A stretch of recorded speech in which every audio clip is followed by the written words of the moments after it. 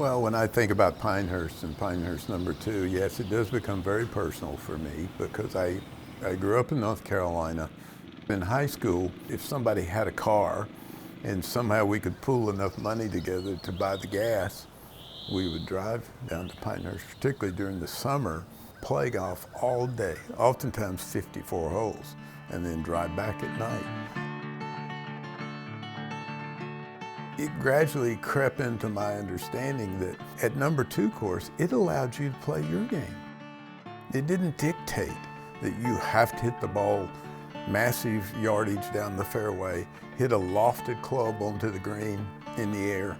It would give you that option, but it would also give you the option to play down the fairway and play maybe much longer shots or even shorter shots, but that could run onto the green. So it provided this latitude. While I don't think I really understood it at the time, it began to creep in like, why do I find this golf course more interesting than others I might be playing? So it was that beginning sense of my awareness of what interesting golf course architecture was all about.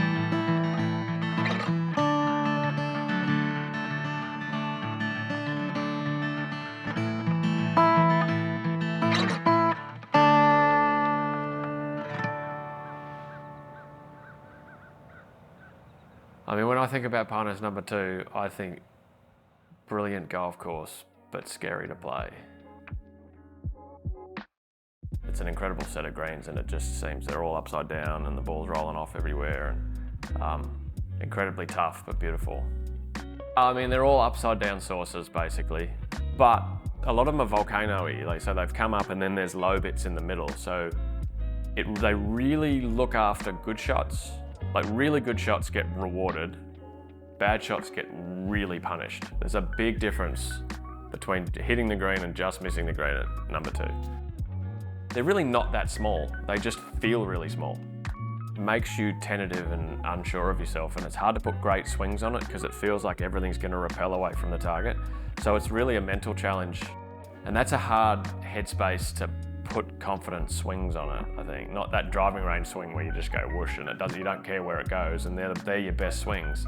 Well, you're at the opposite end of that at #2, and I think that's what makes it so hard. You could put someone's ball at a perfect drive on every single hole and they still would miss 5 or 6 greens. I mean, the greens are that challenging. Even on holes that aren't that long, there's just disasters everywhere. I mean, you can have wedges into greens and just you're focusing on, okay, I can't miss it there, I can't miss it there, and I can't miss it there. Where can I actually hit this wedge to be in a good spot? And when you move the pins at Pinehurst, like on any great course, what was a good spot yesterday for the right pin is now a bad spot for the new left pin. And it turns out, as in most great courses, the middle of the fairway usually isn't the best spot. Usually the best spot was sort of getting towards the sort of sandy wastes on the edge. I think the wire grass and the sandy sort of wasteland, the best player in the field usually finds a way out of that. You can get really unlucky, but if most of the time you're going to be on something where you can do something, and I think it's a bit of a skill separator.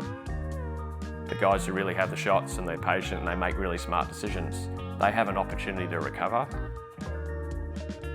I just dislike rough because it puts everybody in the field in the same spot, in that the best player in the field and a 12 handicapper, really from long hack out rough, everybody can just hack a shot out of the rough. There's no room to sort of separate and show your skills, if you like. I love the idea of hitting a really loose shot in an open, like at #2, and having hope that the ball's going to be okay. You know, knowing that it's dead as soon as you hit the tee shot, that kind of sucks. That's a miserable feeling, that 250-yard walk into the 6-inch rough. But, you know, sort of peeking over the brow of the dunes and trying to work out, oh, have I got a shot, have I not got a shot? That's kind of part of the fun of golf too, and I think when you have setups like this, that's there. And the randomness, I think, is just part of golf. I mean, golf is infinitely random, really, which is why we love it. And I think ultimately that's just more fun. And it's more fun for a spectator, I imagine, to watch crazy attempts at recovery shots rather than just hacking a 60 back to the fairway. Also, contrary to probably common opinion is that professional golfers very commonly don't love chipping off short grass. We're so used to chipping out of the rough. What the average player finds really difficult is the rough. We find really simple because we do it every week. When you miss a green on a traditional PGA Tour setup, it just rolls over the green, or it bounces over the green and it stops like a foot over the back of the green. The rough catches it and it keeps it next to the green. And so short-siding it is usually better than long-siding it. So you're best off to just go for the pin, because a short little pitch out of the rough is much easier than one from the other side of the green. But you get to something like number 2 and all of a sudden short-siding it's the worst possible space to be, and there's no catches, there's no sort of buffer at the edge of the green. If it's going off the green, it's going off the green, and who knows where it stops. I mean, it could end up in sand or under trees or in pine straw or just a long way off in the grass. You're going to be standing on downslopes, you're going to be standing on upslopes, ball above your feet, ball below your feet. So it just creates this apprehension, because you're always concerned about where this could end up. We could hit great shots all day, and you could shoot mid-60s at Pinehurst hitting great shots all day, and it's very doable. But the headspace that you end up playing that course in, it's very hard to do that because you're playing timid, you're scared of the miss. Yeah, it's a tough place to play confident, and I think we're used to just being confident, and I think mentally is the biggest challenge, because it's just something we don't see very often. What's the hole at Pinehurst number 2 that you think about the most? Oh, gee. That I think about the most? Number 1, it's so influenced me personally. When you think about the width of the fairways, okay, surely I can hit that fairway. You get down there, the green looks, it looks daunting on the left because of the bunker there, and you go, oh, that looks really difficult. The other side to the right appears to be just totally benign. Well, I'm not going to hit in that bunker, I'm going to miss to the right all day long. Just hit it over to the right. You hit it over to the right, if you're not careful, you'll be in the bunker on the left from that chip shot. And it's that idea of just sort of luring the player or presenting a situation that's not so obvious. I think the first is really, it's a great first hole because it gets your field away. It's probably one of the more docile holes on the course. And then you get hit in the face with number 2, which is one of the hardest holes on the course. Like, it's a long second shot, the green sits at a funny angle. And there's probably no disasters there, but it's just a really scary shot. 4 and 5 are great holes. People probably talk about them because they've got the most drama in the land. 2 really long holes, sort of back to back. One sort of feels like it's downhill and one sort of feels like it's overhill. Definitely, I remember some good players putting off the green on number 8 a few times. A long putt up the hill, there's up a little tier, and the thing about all these greens, because they've got all these edges, and the USGA will be quite happy to put a pin within 3 or 4 of this thing that goes off down this big hill. You hit it over the back of 9 and the ball never stops and it goes out of bounds or something. Like, it's a really scary shot. That little stretch, 10, 11, 12, they seem to be sort of on the ground, which is always so nice. You play the first few holes there and it feels like they've put a big pile of sand there and shaped a green, and it's just up above everything.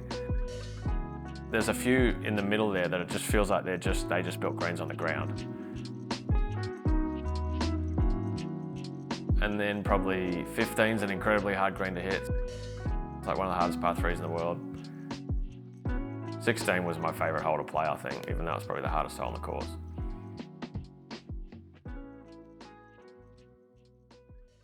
The 17th, first of all, is a beautiful golf hole. It's just beautiful. The shape of the green, the orientation, the angle, the whole visual picture is really, really pretty and engaging. But then the green itself is so demanding. It's not a tiny green, but all pin places. Gosh, the front left, the front right, the center right, these pins are you have to be so precise.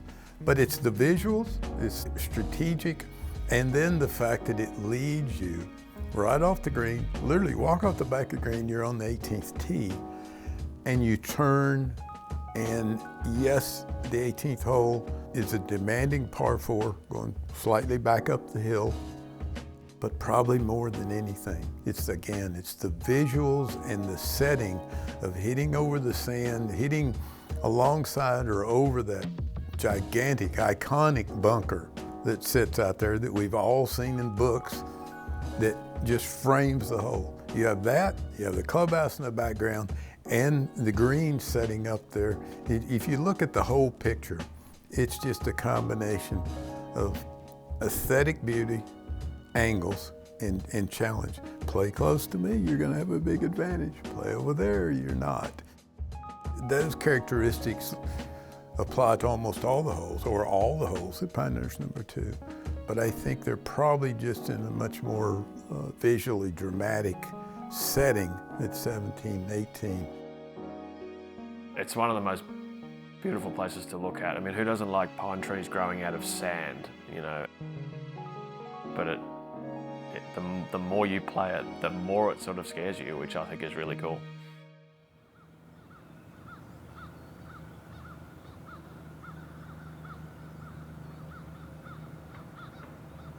We were working at that time in Pinehurst, or very near Pinehurst, at a place called the Dormy Club.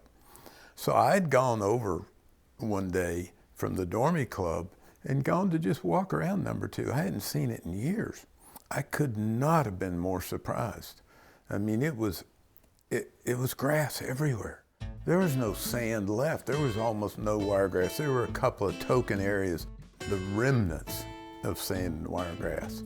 But for the most part, it was just grass and different heights of grass. I'm going, what are we doing? We went from a golf course that had green height cut, a fairway height cut, and the rest of it was sand and wiregrass. Now we got just grass everywhere. When Bob Dedman, the owner of Pinehurst, and Don Pageant, then president of Pinehurst, called to see if we might restore No. 2 course prior to the 2014 United States Opens, men's and women's. It was anything but an immediate yes. So Ben and I went there, and I remember our first comment, restore it to what? It became clear pretty quickly, I think, to Ben and to me, and then it came with such great support, with comments from the Pinehurst side saying, we believe that the course that established Pinehurst No. 2's reputation existed primarily from 1935, when Mr. Ross redid the course, up through some point in the later 1960s. Let's go to the golf course that we all believed was the Pinehurst of its best self. Once we decided, how do we get there? And then two things happened that gave us the confidence to move forward. One of those was, there was a man named Craig Disher. He called one day, just out of the blue, and he goes, Bill, he goes, do you and Ben have any really good aerial photographs of No. 2 course that you're wanting to restore? And I go, no, we don't. He said, the next time you and Ben come to town, let's meet. So we go to his townhome, and on the table, he has 18 black and white, 8 by 10 or 11 aerial photographs, one of each hole, taken on Christmas Day, 1943. It was extraordinary. You could see how the fairways staggered here, left, right, so instead of the straight down the middle that they had become. You could see the bunkers, you'd see people, playing, literally on Christmas Day. So we had all that as backup, but then how to get it onto the ground. The second thing that happened that set the whole roadmap, put it all together, I was out walking with Bob Farron one day, who's been the longtime director of agronomy at Pinehurst. And Bob looked at me and he goes, Bill, he said, I was here in the 1980s. He said, we put in a new irrigation system. He said, the main line went right down next to Ross's old main line. for the quick coupler system. I said, can you flag the main line that's out here? He said, yes.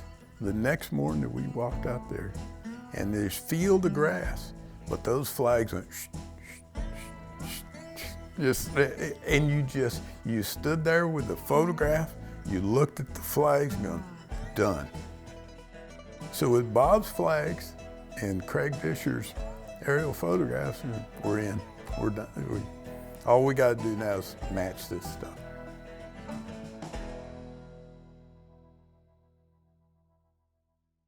We stripped, gosh, I think it was 40 acres of turf off that golf course.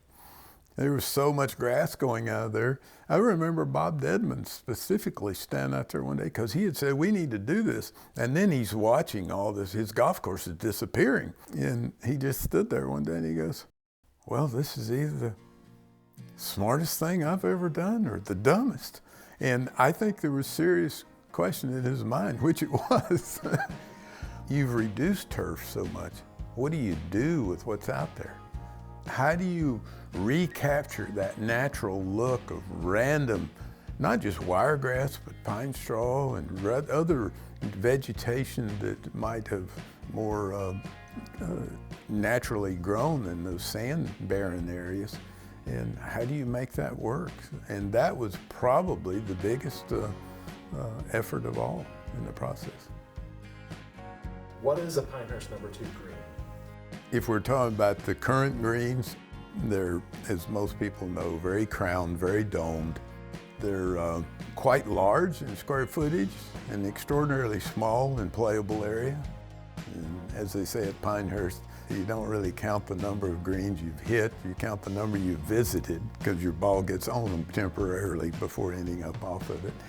But those greens were not the ones that, at least from some of the old photographs and things, were not the ones that Mr. Ross did in 1935. His greens were quite different. The comment was made, or the question was asked, should we try to restore the original Ross greens? We just came to the belief that, first of all, in the case of Pinehurst, we don't know exactly what they would have been.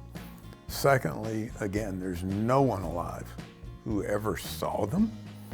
And so if we were going to do this, we'd be creating greens very, very different than what everyone in the world thinks of as Pinehurst greens. And quite frankly, they would probably look more like some of our current green on our work, and we didn't want that. We just felt that's not what we're here for.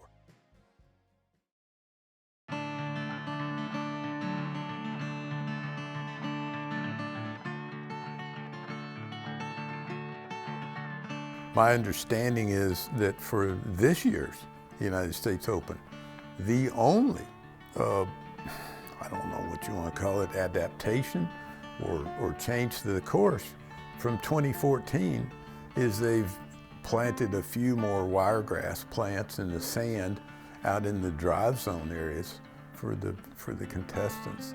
They're playing the golf course the way it was in 2014. The resort guests have been playing that golf course the way it was for the 2014 United States Open. They've been playing it now for, well, it'll be 10 years without changing the course.